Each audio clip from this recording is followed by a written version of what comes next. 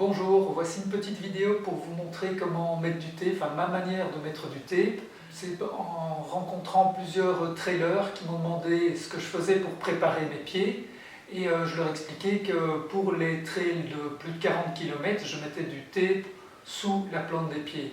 J'aimerais remercier Yannick qui m'a aidé à me préparer pour le marathon des sables et c'est lui qui m'a appris comment mettre du tape convenablement aux pieds. Je vais d'abord commencer par vous montrer ce qu'il y a moyen de faire d'autre que de mettre du tape. Il y a par exemple moyen de préparer, ici c'est le Tano.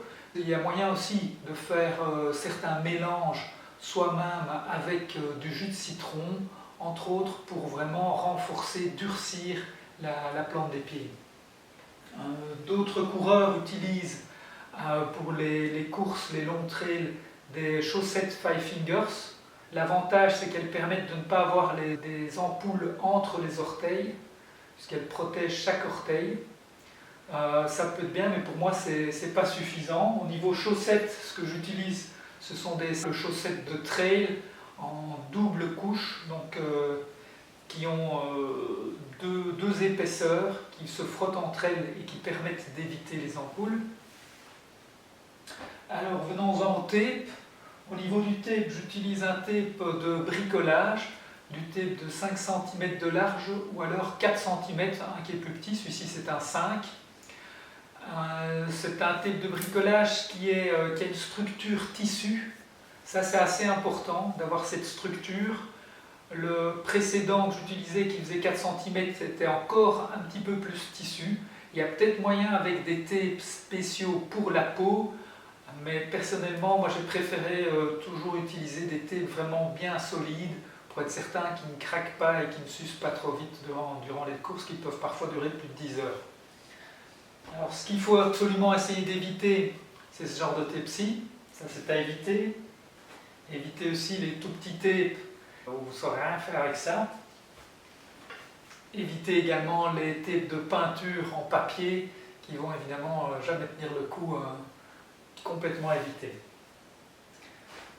Alors on va passer à l'application du tape. Je le mets premier vers les orteils. Donc ici, je préfère aller un petit peu trop du côté des orteils. Donc là, je passe en dessous.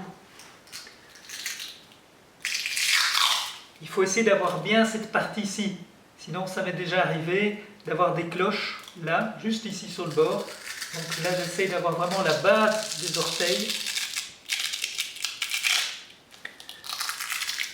Voilà. Et on va venir ici.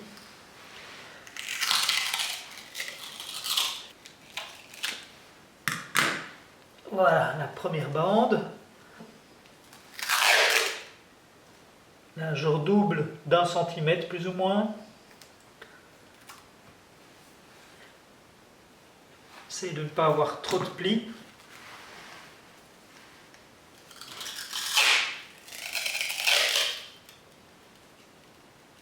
Là, je dois être ici.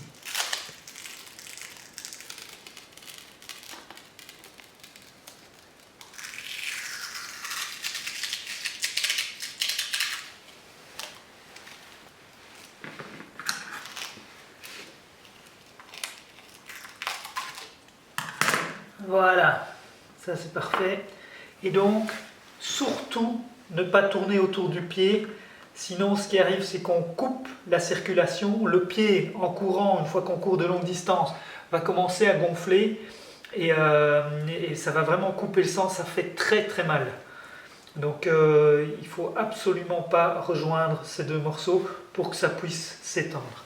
Donc, je remonte encore une fois en dessous. Ici. Le dessous, voilà, vraiment ceci, c'est ici que j'ai souvent des cloches, donc c'est là que je protège aussi. Il y a moyen de protéger carrément toute la semelle pour ceux qui ont parfois des cloches haute part. Le principe donc c'est de ne jamais faire complètement le tour, de bien venir rester ici sur cette zone-ci. Et voilà, avec ça vous êtes paré pour des 100 km. Donc voilà, on arrive sur la fin de cette petite vidéo. Si c'est une course qui dure plusieurs jours, ben, si c'est 2 jours, moi je laisse le thé pendant 2 jours. Par contre, si c'est comme le marathon des sables, là je change le thé plus ou moins tous les 2-3 jours, ça dépend un peu de l'état. Quand j'enlève les chaussettes, je vois ce que ça donne. Voilà, ben, je vous souhaite beaucoup de succès dans vos courses, j'espère que ça pourra vous aider et n'hésitez pas à laisser un petit commentaire si ça peut aider les autres, c'est encore mieux. Merci, à bientôt.